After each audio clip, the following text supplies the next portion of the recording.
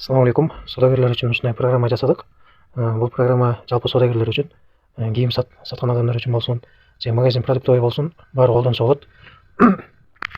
Бұл программа сіздердің жұмысыңыздарды жеңілдетіп, журнал дәптер, ручкаларыңыздарды алмастырады. Бұл программаны іште үшін көрсетіп берейін. Бұл жерде екі бөлім бар. Сатушы, қожайын бөлімі бар. Сатушы бөліміне кірсек, бұл жақта егер продавеціңіз болса, сатушыңыз болса, тауарларды сатып береді.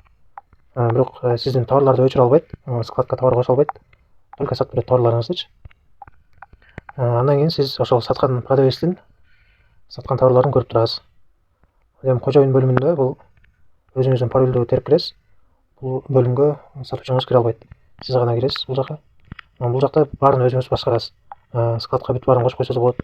Тауарлардын калдыктарын көрсөтүп турат складтачы. Бұл жака линейка, кийимдерди линейка менен кошсоңуз болот. Мисалы, кийимди көрсөтүп берейин. Шым деп коеюн. Шым бұл жерде штук менен кошсоңуз болот, килограммдап, метрлеп складка жүктөсөңуз болот тауарларды. Шым линейка серия менен кошсоңуз, бул галочканы күйүп коесуз. Андан кийин бул жерге размерин жазасыз. 42, 44, 46, 48. Бул жерге алган бааңызды жазасыз. Мисалы 250 сом болсо, сатуу баасын жазасыз. Мисалы 500 деп коелу. Эгер оптом сатсаңыз, бул жерге оптомун да жазып коесуз. Мисалы 350 деп коелу.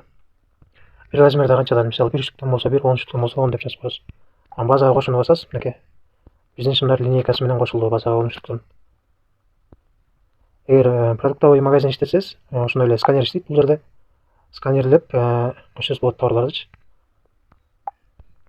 Сатканда деле ошол сканерлеп сатсаңыз болот, штрих кодун ошондой эле атын жазып сатсаңыз болот. Мисалы, жана складка шым коштук, шымды жазабыз. Бул жерге чыгат. Сатканда дагы оптом сатсак болот, линейка менен сатсак болот, розница сатсак, галочкаларды алып коебуз. Мисалы, шымды сатайлы розница, мисалы, клиент келди дагы шымдан бизге канчанчы размер 48 деп калды. 48 тандайбыз. Bir штукту басабыз дагы корзинага кошобуз. Корзинага кошулду. Эми бул жерден скидка алып берсек болот товарларды, мисалы. Бул жерде канча сом скидка? 100 сом болсо 100 сом. 50 сом болсо 50 сом деп жазып койсок болот скидкасынчы. Анан карызга берсек болот. Галочканы күйгүзсөк, сатууну бассак уже карызга жазылат. Бузачы. Ошондой эле чек чыгарсак болот бул жерден. Накладной чыгарсак болот. Ошондой эле WhatsApp'тан чекти жөнөтүп койсок да болот. Ошондой эле азыр bir штук шымды сатайлы. Сатууну басабыз, сатылды. Отчет бөлүмүнө өтөбүз. Мынакей биздин шым сатылганы турат. Отчет бөлүмүндө баарын көрсөтүп турат. Мынакей. Таза касса, ручка 500 сом, пайда 250 сом болду деп көрсөтүп турат. Анан ушул кардарды бассак, бул жерде возврат бөлүмү бар. Эгер шымды возврат болуп калса, окей деп басасыз, шымы возврат болот. Анан отчет бөлүмүндө аналитика бөлүмү бар. Бул жерден жакшы кетип аткан товарларыңызды көрсөтүп турат, өтпөй калган товарларыңызды көрсөтүп турат. Отчет бөлүмүндө. Анан бул жерге карыздар бөлүмүнө кирсеңиз, бул жерде карызкорлор китеби бар. Клиентке карызга берсеңиз, ушул жака чыгып калат. Анан поставщиктер бөлүмү бар. Бул жерге өзүңүздүн карызыңызды жазасыз. Эгер бирөөдөн карызга алып сатсаңызчы, мисалы, поставщигиңиздин аты Али болсо, бул жерге телефонунда жазып койсоңуз болот. Андан кийин бул жерге өзүңүздүн карызыңызды жазып коесуз. Мисалы 25 миң деп коелу. Басып коесуз, бул жака кошулуп калат. Андан төлөгөндө, төлөөнү басасыз дагы, карызыңызды төлөгөн сайын жазып коесуз. Мисалы 2000 сом берсеңиз, 2000 деп коесуз, бул жактан кемей берет. Жанагы бул информациялар эч качан өчпөйт, өзүңүз эле өчүрүп салып алсаңыз өчпөйт.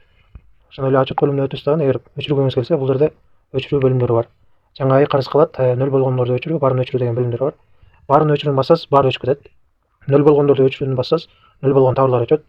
Жаңа карызга калат деп бассаңыз, бул жерге баары жазылып турат. Мынакей. Жаңа баштайсызбы, сатуу тарыхы өчөт, касса 0 болот, карыздар калат, товарлар калат. Сатуу тарыхы менен касса өчөткөн да. Ушуну алып бассаңыз, мынакей, тарых тазаланды, жаңа башталды. Бирок товарлар, карыздар калат. Ошондой эле тизме бөлүмүнө өтөйлү. Бул тизме бөлүмүндө товарларды закупка жазып койсоңуз болот. Өзү бул жака автоматически 5 штуктан аз калган товарларды чыгарып коет закупкачы. Мынакей, мисалы, бул жерге жазайлы. Продукт болсо, мисалы, нан деп коелу, нан керек болсо. Мисалы, штугунан бери жазып койсоңуз болот. 10 штук депчи, закупка кошо бересиз. Анан ала турган адамга WhatsApp аркылуу жөнөтүп койсоңуз болот. Ошондой эле бул жерде 2 тил бар, кыргызча жана орусча. Эмнесин көрсөтсүм. Бул жерде калем белгисин бассаңыз, туура эмес жазып алган товарларыңыздарды оңдоп койсоңуз болот. Ушул калем белгисин басыпчы. Ревизия бөлүмү бар. Бул ревизия бөлүмүндө сканер кылып, товарлардын штрих кодун коюп, складта канча товар бар, чыныгы жашоодо канча товар бар, ошолорду салыштырсаңыз болот. Мисалы, складка сиз товар киргизесиз, мисалы, 100 штук шым деп коелу. Анан эмеңиз сатуучуңуз сатып атат. Анан кийин кайра санап келсеңиз, 100 штук шым сатылды да. Экөөнү саттык, 98 калды деп коелу складтачы. Анан күн аяктаганда санасаңыз, 97 болуп калды да. Бул жерден сканерлейсиз дагы, складта карайсыз. Бул жерде өзү чыгарып коет. 98 болуш керек депчи. Эгер 97 болсо, значит, ошол сатып аткан адамыңыз 1 штук шымын урдатып койгон болот. ушундай кылып бул жерден текшерип алсаңыз болот, ревизия бөлүмүндөнчү. Ошондой эле бул жалпы магазиндер үчүн продуктовый магазиндерден сатсаңыз болот, продуктыларды ошондой эле строй материалдарды сатсаңыз болот бул программа мененчи. Мынакей бул жерде метрлеп бар, литрлеп сатсаңыз болот, килограммдап сатсаңыз болот. Бул жалпы ошол содагерлер үчүн да. Универсальный ушундай программа сиздердин жумушуңуздарды жеңилдеткен. Кардарлар бөлүмүнө өткөндө бул жерге атын жазып деле койсоңуз болот. Постоянный клиенттериңиздин мисалы Али деп коелу. Плюсту басабыз дагы. Сатуу бөлүмүнө киребиз. Бул жерде мынакей аты жок деген галочканы бассак, бул жерден атын тандап койсок болот. Жанагы жазган атыбыз бул жактан чыгат. Эми ошо Али деген балага карызга акча берели. Бул жерге шым деп коелу. Шым чыкты складта. Эми оптом берели деп коелу. Оптом дейбиз дагы. Оптомду басып туруп, шымды басабыз, линейканы басабыз.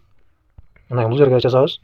1 штуктан 1 линейка алса, корзинага кошобуз. Мынакей биздин шымдар чыкты 1 линейка. Мынакей карызды басабыз дагы, сатууну басабыз. Эгер азыр жарым берип, анан жарым берем десе, мисалы, кеңес 500 сом берем деп калса, калганын кийин берем десе, 500 сом жазабыз, анан окейди басабыз. Мынакей. Эми карыз бөлүм, кардарларга киребиз. Карыз бөлүмүнө киребиз. Мынакей биздин Али деген бала 900 сомго карызга шым алган. Кийин акчасын берсе, төлөөнү басабыз дагы. Бул жерден 900 сом деп басып коебуз. 500 сом берсе, дагы 500 сом деп жазабыз, анан окейди басабыз. Ушинтип баарын өзү көрсөтүп турат. Возврат болуп калса, бул жерден дагы возврат кылып койсок болот. Бул жерде товарларыңыз аябай көбөйүп кетсе, бул жерде категория бөлүмү бар. Бул жерден бөлүп койсоңуз категорияга болот. Мисалы, шым дейли. Шым категориясына жалаң шымдарды коебуз. Мисалы, шым серый деп туруп, ушундай кылып складка кошо беребиз. Мисалы, 250 1000 сом деп коелу. Базага кошосуз. Базага кошулду. Ушундай кылып кошо беребиз. Биз уштугун жазбай калыппыз. Эми уштугун жазып коюш керек. Мисалы, ушул эле шымды кылем белгисин басабыз дагы. Уштугун жазбай калыппыз. Уштугун жазып коелу. Мынакей ушундай кылып кошо бересиздер. Анан бул жерден ценник да чыгарсаңыздар болот. Мынакей ценник чыгарат.